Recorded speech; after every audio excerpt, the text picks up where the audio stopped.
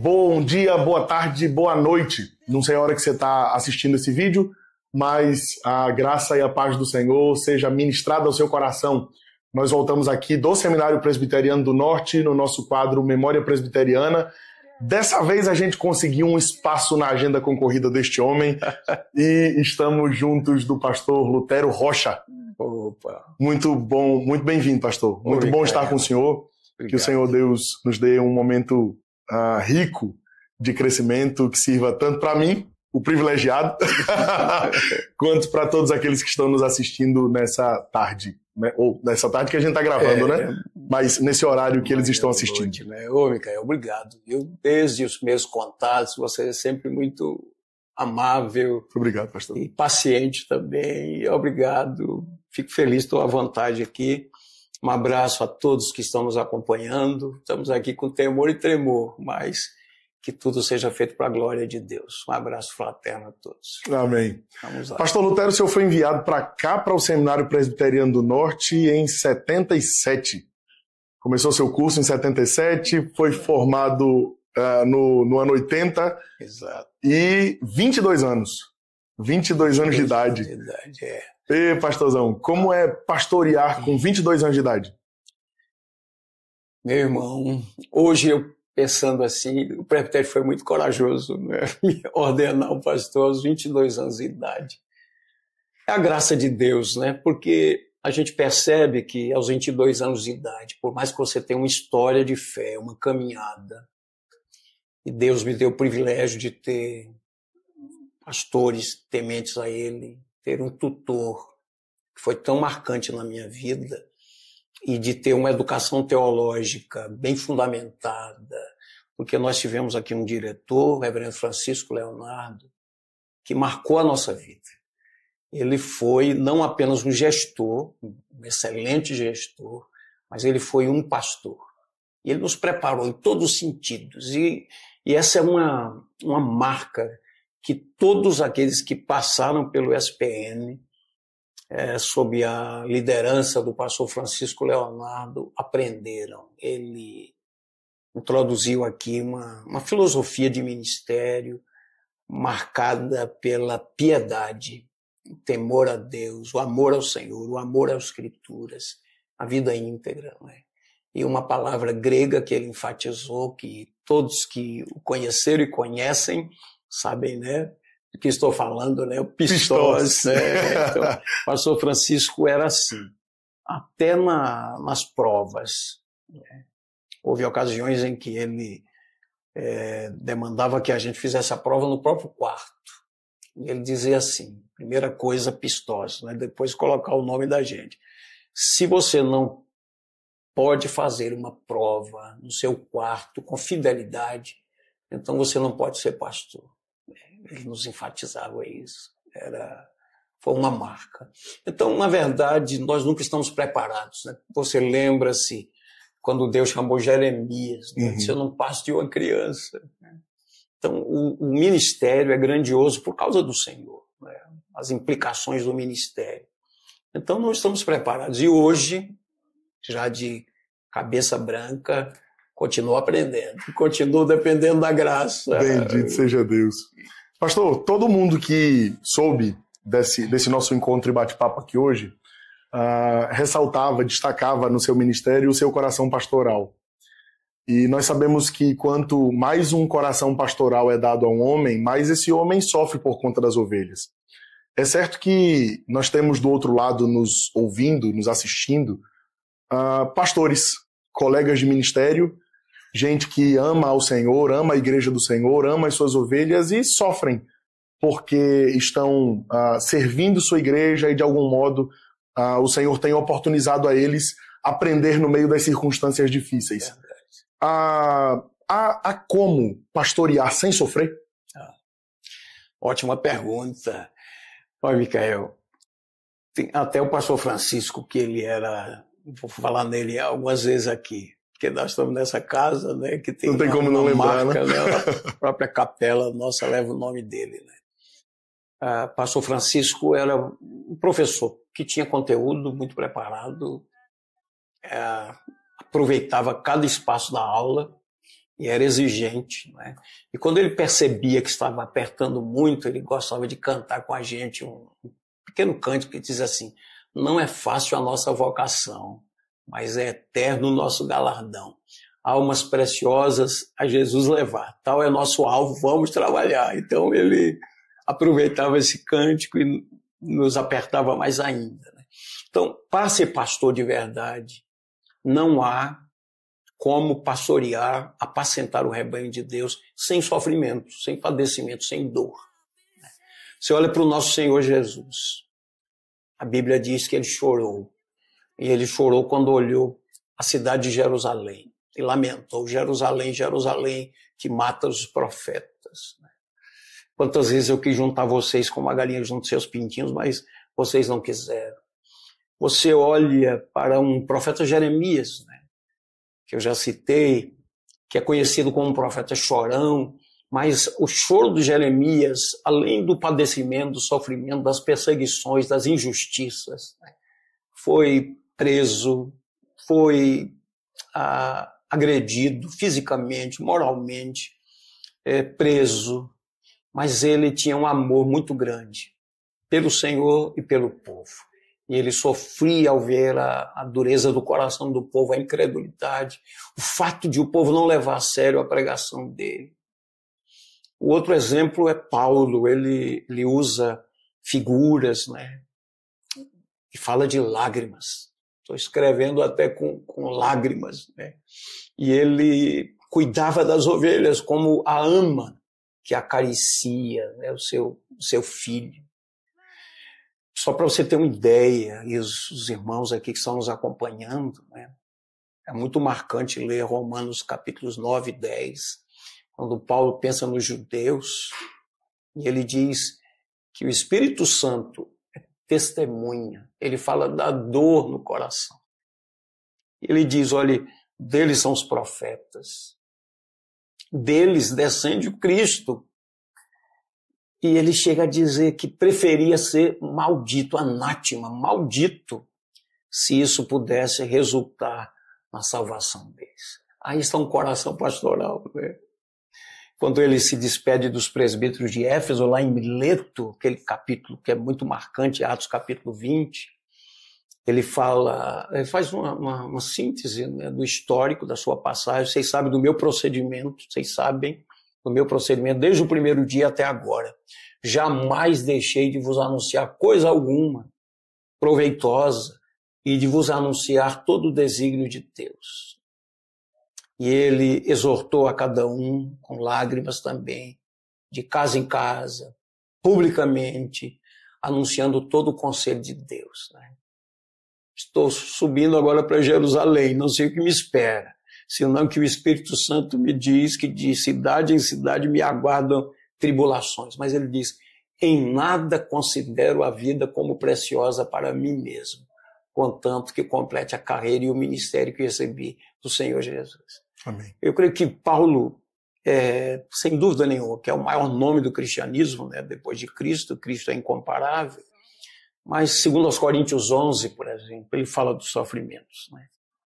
Fustigado com varas, chicoteado, apedrejado, naufrágio, perigos entre patrícios, perigos entre os estrangeiros, fome, nudez, perigo, espada. Ele enfrentou todo esse tipo de sofrimento por amor ao Senhor, por amor à sua igreja, e uma coisa importante para os nossos dias, por amor à verdade do Evangelho. Amém. Ele sofria quando os falsos mestres levantavam, como fica evidente, por exemplo, na carta aos Gálatas, né, que ele fala de um outro evangelho que estava sendo anunciado, e ele fala com tanta contundência sobre esse evangelho, que é único, que ele diz: eu não recebi de homem algum, a origem do evangelho está no Senhor.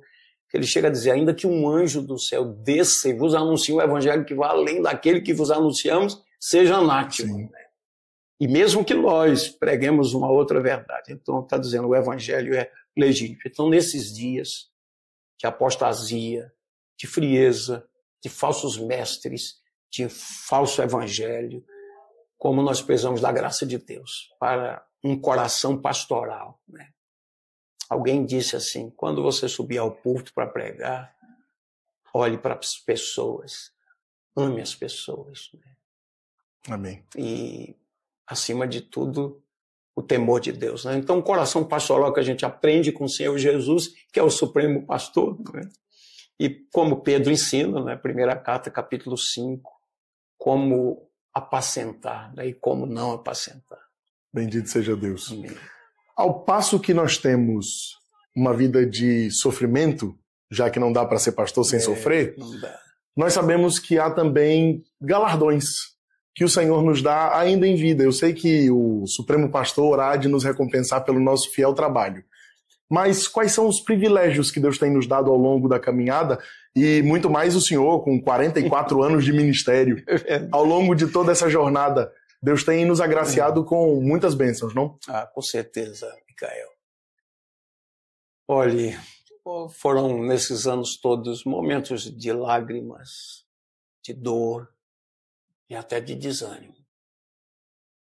Sinceramente, falando aqui para vocês com muita honestidade, os que me são mais íntimos sabem. Quantas ocasiões, a vontade até de desistir mesmo, né? Porque momentos duros, né? Mas eu posso garantir que nesses 44 anos houve momentos gloriosos, né? Uma vida convertida, né? A Bíblia diz que uma alma vale mais do que o mundo Sim. inteiro, né? Uma vida transformada. Privilégio que é falar a palavra de Deus em nome do Senhor, né? Expor as Escrituras Sagradas. Cuidar das ovelhas que são do Senhor. E essa é uma consciência que nós precisamos ter, né? Nós falamos Igreja Presbiteriana do Brasil, primeira Igreja Presbiteriana do Recife, Igreja Presbiteriana do Largo da Paz, mas a igreja é do Senhor, é comprada pelo sangue. Então, cuidar dessas ovelhas. E ao longo dessa caminhada, nós encontramos tantos irmãos amorosos, fraternos, gente de oração, gente que nos abraça, que tem uma palavra de graça, gente que abre o coração para abençoar, gente que estende a mão. Olhe, nessa minha caminhada, quantas mães eu ganhei, né? E tenho ainda mães. Lembrando de uma expressão de Paulo, né? Romanos 16, diz assim, a mãe de Rufo tem sido mãe de muitos e de mim, inclusive. Uhum. Né? Colegas de ministério, pastores, amigos, né? Gente confiável, com quem a gente pode abrir o coração. Presbíteros amigos, presbíteros que têm o coração pastoral. Diáconos, ministros da beneficência. Inclusive, estamos tendo na primeira igreja uma experiência tão maravilhosa. Aliás, tudo, o nosso conselho é um conselho muito bom, temos uma liderança pastoral abençoadora, pastor Cláudio, conselho muito bom, a equipe pastoral, nossa junta diaconal muito atuante, a igreja é uma igreja assim tão amorosa, tão acolhedora e abençoadora. Então, nesses anos eu tenho tido essa alegria, sabe? Eu creio que a alegria maior é de ver convertidos. Que bênção. E quando, às vezes, eu vou pregar em um determinado lugar, assim, pastor, eu me converti no período do seu ministério, você me batizou, eu estou firme. É uma alegria maravilhosa, né? A Bíblia, inclusive, diz que a alegria nos céus quando o pecador se arrepende, e essa é a alegria do ministério, né? Quem sai andando e chorando enquanto semeia, voltará com júbilo, trazendo os seus feixes. Né? Então, há outras alegrias que a gente tem, a alegria de poder servir ao Senhor com a nossa casa, é uma bênção também, né, do ministério. Deus me concedeu a graça de uma esposa amiga, serva de Deus, sempre me acompanhou nesses anos todos, né? E tem sido uma bênção. Deus nos deu um filho que também é um servo de Deus. Então, é uma alegria servir ao Senhor com a nossa casa. Obviamente que o tempo aqui é curto, mas para você que sai do ministério, quem sabe até agora gemendo, né, querendo desistir, eu sei o que é isso, eu passei por situações assim. Mas Deus nos renova, Deus nos concede graça, Deus nos dá ânimo, o Espírito Santo nos consola, nos anima, nos dá poder. A palavra de Deus, né, nos alimenta, nos fortalece. E Deus levanta irmãos que chegam naquele momento certo, né, estendem a mão, uma bênção. Louvado seja Deus. Amém. Pastor, a gente sempre tem falado que ali do outro lado tem candidatos ao ministério, gente que está se preparando para daqui a pouco fazer o vestibular. Exato. E poder vir para cá cursar os seus 4 anos de curso teológico para irem para o campo ministerial. Eu sei que esse é um momento em que muitos corações estão aflitos, ansiosos, mas, mais do que tudo, o período de preparo de um aspirante é um período em que o Senhor Deus está forjando o coração e o caráter. Exato. Como um pastor tão experiente, com tantas experiências ministeriais, como que o senhor julga que deve ser um pastor? O que é que um pastor deve ter, obrigatoriamente? Certo. Suas perguntas são ótimas, são muito boas, né? Olha, bom, um pastor precisa, vou começar do básico, né? Precisa ser um convertido, né? Isso é fundamental, é essencial. Não pode entrar no ministério sem ser convertido, né? Eu tenho uma tristeza de dizer de gente que eu conheci aqui no SPN, gente brilhante, gente intelectualmente nota 10. Gente que conhecia as línguas originais, que estudava com afinco. E hoje apostatou da fé. É muito doloroso isso, é muito triste, né? Então, primeiro tem que ser um convertido. Outro aspecto importante de uma liderança pastoral é uma liderança serva. Creio que esse é um resgate que a gente precisa. Todos nós sabemos, né, a Bíblia diz, o profeta Jeremias escreveu, que o nosso coração é desesperadamente corrupto, né? Enganoso, desesperadamente corrupto. E nós carecemos da graça de Deus para não nos envaidecermos, né? Um homem como Paulo, com toda a experiência marcante da sua vida, convertido pelo próprio Jesus, impactado pelo Evangelho, recebeu o Evangelho de Jesus, um ministério frutífero, por onde ele andou, frutificou, pregou a palavra com fidelidade, até o último momento da sua vida foi encontrado fiel, combateu o bom combate, completou a carreira, guardou a fé. Mas mesmo um homem como Paulo correu o risco de ficar soberbo, e ele diz isso, segundo Coríntios capítulo 12. Conheço um homem, se no corpo ou fora do corpo não sei, foi elevado até o 3º céu e viu coisas que não são listas serem mencionadas, né, partilhadas. E ele disse que por causa das visões, das revelações, todas as experiências, foi-lhe dado um espinho na carne. E ele diz, para que eu não me ensoberbecesse. Então, aquele espinho na carne, e ele pediu a Deus que o livrasse do espinho, o Senhor respondeu, a minha graça te basta. Porque mesmo um homem como Paulo corria o risco de ficar soberbo. Um pastor, ele precisa ser um servo e entender que ele está sempre debaixo da autoridade do Senhor Jesus. Amém.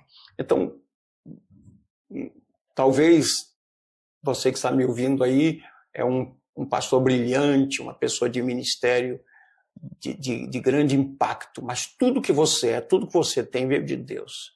Então a glória pertence ao Senhor. Paulo deixa isso claro quando percebeu que na igreja de Corinto havia divisões, né? Sou de Paulo, sou de Cefas, sou de Apolo. E Paulo, plantador daquela igreja, diz com muita contundência, com muita fidelidade, meus irmãos, acaso alguém foi batizado em nome de Paulo? Não me lembro se batizei alguém, depois ele se lembrou dos da casa de Estéfanas, né? E ele diz, meus irmãos, quem é Paulo? Quem é Apolo? Apenas servos por intermédio de quem viesse a crer. Eu plantei, Apolo regou, mas Deus deu crescimento, de modo que nem o que planta é alguma coisa, nem o que rega, mas Deus que dá o crescimento. Então esse coração de servo, dizer assim, se você é brilhante, se seu ministério é frutífero, Você é o que é pela graça de Deus, e para a glória de Deus. Então, ser convertido, ter um coração de servo, uma liderança serva, dar toda a glória a Deus. Uma grande ênfase que dava o pastor Francisco aqui era erudição com piedade. Sim. Né? E ele dizia bem, o seminário não forma um pastor, não faz um pastor. Não são os bancos do seminário que formam um pastor. Um pastor é forjado aos pés do Senhor. Ele recebe conhecimento, ele aprende algo das línguas originais, ele aprende a fazer uma exegese, aprende a preparar um sermão, tem uma visão da história, da filosofia, da geografia bíblica, tem muitas informações, mas um pastor, ele é forjado aos pés de Deus. E a Bíblia está aberta aqui, 1 Coríntios 4, o verso 2 diz, ora, além disso, o que se requer dos despenseiros é que cada um seja encontrado fiel. Então, Deus não vai chamar todos para grandes igrejas. Inclusive, preciso dizer uma coisa para você que está se preparando para o ministério. Deus chama pastores também para os interiores, viu? Para as áreas inóspitas. Quando eu penso num Ronaldo Lidório, Sim. que passou por aqui, pelo nosso SPN, tive o privilégio de conhecer Ronaldo antes ainda dele entrar no seminário. Já era aquele moço fervoroso, piedoso, amor pela obra missionária. Né? Então, Ronaldo tem uma excelente formação acadêmica, um intelectual, um homem preparado, mas um coração pastoral, um homem de visão, um homem de Deus. Você conversa com o Ronaldo, com todo o conhecimento, toda a formação, a humildade e a disposição para servir. Ele foi trabalhar nos Concombas, mas antes ele já tinha feito um trabalho no Chile, no Peru, com os Quechuas, foi para os Concombas. Eu me lembro bem quando o Ronaldo estava se preparando para viajar. Eu lembro disso que eu perguntei a ele. E lá, casa, como é que vai ser a língua? E ele foi lá, uma barraquinha dessa canadense, né? Então ele e a esposa, mulher de Deus também, Rossana, e foram fazer o trabalho. E vamos esperar os contatos deles, né? E quantas coisas maravilhosas Deus fez ali, né? Trabalho grandioso, né? Ronaldo depois teve outros ministérios e tem trabalhado, né, na Amazônia, em outras regiões, a gente não pode falar aqui por uma questão de segurança, né, mas ele tem trabalhado hoje na formação de missionários em várias partes do mundo, e Deus o manteve fiel, humilde, temente a Deus. Então, acho que são exemplos maravilhosos, né? Estudar, ser dedicado, fazer o melhor para a glória de Deus, ser um aluno fiel, dedicar-se aos estudos, ter uma boa formação teológica é importante, porque você vai ensinar. Uhum. Mas a vida piedosa, eu creio que essa é uma marca de um pastor. Bênção. O senhor acabou de falar que a gente tem que ser aluno aplicado, aluno fiel ao Senhor nos estudos. E o senhor tem uma vasta passagem por aqui pelo seminário, porque formou-se aqui, depois de um tempo voltou para ser diretor da casa e trabalhou aqui no Seminário Presbiteriano do Norte. Pastor, as experiências do seminário, tem alguma lembrança, alguma memória boa do tempo de seminário aqui? Eu creio que as minhas melhores lembranças são do meu período aqui como estudante. Sim. São as melhores lembranças, porque eu era bastante jovem ainda, mas tive uma experiência muito boa em Garanhuns, estudei no Colégio 15 no IBN, e havia uma estrutura muito boa no IBN, e lá eu comecei a aprender mesmo profundamente as escrituras, a trabalhar. Eu tinha 16 anos de idade, a gente fazia trabalho de evangelização nos sítios ali em Garanhuns, na região de Garanhuns, na região agreste, né? Então fui aprendendo ali. Quando cheguei aqui no seminário foi o impacto, porque lá no IBN nós tínhamos horário para tudo, éramos muito novos, né? E era um internato, então horário para acordar, horário para o café, horário de banca de estudo, horário para fazer as tarefas, lavar prato, arrumar o refeitório, limpeza, a gente fazia tudo isso, né? E estudava no Colégio 15 pela manhã, IBN à tarde, e à noite era banca. Então a gente tinha o horário muito bem estruturado, né? Horário para dormir, horário para acordar.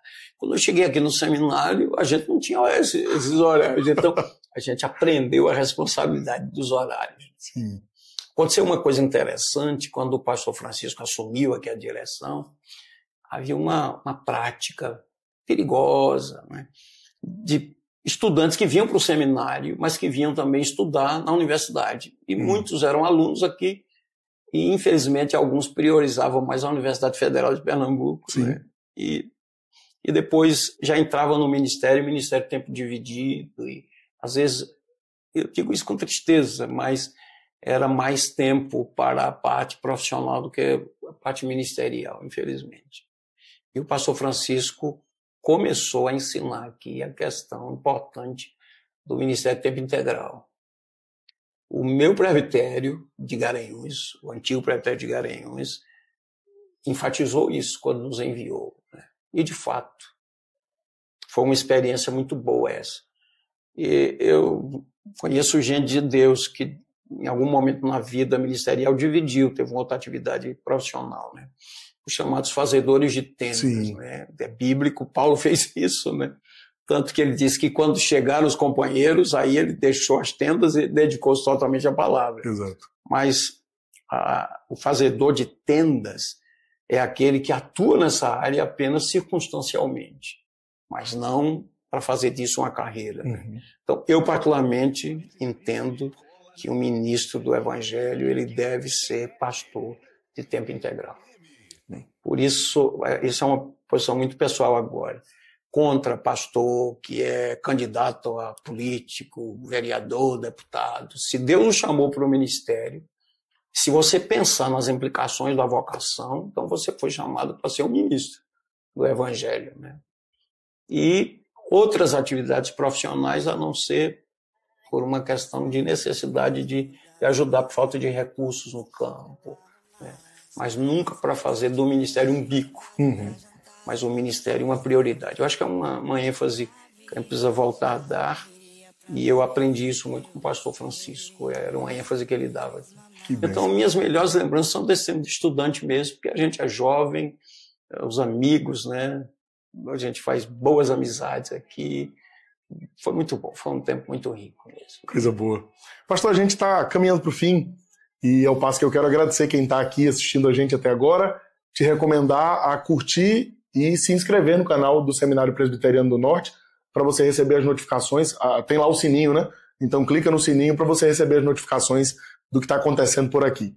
Pastor, para encerrar, se o Lutero Rocha de hoje se encontrasse com o Lutero Rocha de 44 anos atrás, assumindo a primeira igreja do seu ministério lá em Águas Belas, qual conselho que o senhor daria para o Lutero de 22 anos que assumiu o ministério em Águas Belas? Boa pergunta, viu?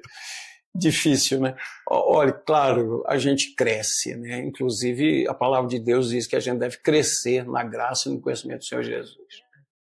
Então, um menino com 22 anos pensa de modo diferente de um homem, né? Que passa dos 60 anos, né? 66. Paulo diz, quando eu era menino, pensava como menino, falava menino. Quando cheguei a ser homem, deixei as coisas próprias de menino, né?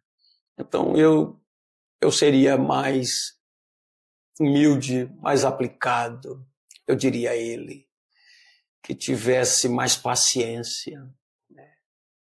Que aprendesse com os mais experientes. Eu diria muita coisa ao Lutero de 22 anos, né? Eu tinha que gravar aqui outra entrevista só com isso, né? Mas, sem dúvida, aquelas coisas que... por exemplo, Paulo tem uma recomendação a Tito, capítulo 2, ele fala homens idosos, mulheres idosas, homens mais jovens, né? Quando ele fala dos jovens, ele diz que os jovens devem ser em tudo criteriosos. Em tudo, em todas as áreas da vida, né? Então, eu seria mais paciente com aqueles presbíteros mais difíceis, né? Eu seria mais paciente hoje. Bom, Com certeza, eu estou aprendendo ainda, estou crescendo ainda, eu quero continuar aprendendo, né? Mas eu creio que a maneira como pregar o Evangelho, fazer a exposição bíblica, né, seria diferente. Eu daria algumas instruções, algumas dicas para ele. Pastor Lutero, bênção ter o senhor conosco aqui, compondo esses episódios do Memória Presbiteriana aqui no Seminário Presbiteriano do Norte. Nós estamos fazendo 125 anos este ano. E há uma palavra no seu coração para os seminaristas que estarão daqui a pouco assumindo o ministério pastoral? Tá bem. Micael, obrigado a você, viu? Uma pessoa super agradável, obrigado, a simpatia pastor. Me deixou bem à vontade, obrigado. Agradecer a Lucas, né, que está lá do outro lado. Obrigado, Lucas, seu trabalho é importante. Bom, eu percebo aqui no seminário uma atmosfera de paz, né? O seminário não apenas uma estrutura física dos prédios, está tudo muito bonito, né? Então é um ano muito especial, um ano de crescimento, de comemoração, né, dos 125 anos. Então desejo que essa casa de profetas cresça, Deus abençoe a direção, toda essa liderança, Deus abençoe os professores, todos os alunos. E eu olho para você, aluno do SPN, e digo, em nome do Senhor Jesus, que você faça o melhor para a glória de Deus. Estude, dedique-se, aproveite essa oportunidade. Isso é um tempo muito rico. Pesquise, aprofunde o seu conhecimento, cresça em piedade, tenha a sua vida devocional, leia as Escrituras. Eu creio que todos nós deveríamos ler a Bíblia toda ao menos uma vez por ano, ter nossos momentos de oração e amar ao Senhor e amar a sua palavra. Vou terminar citando o pastor Francisco novamente.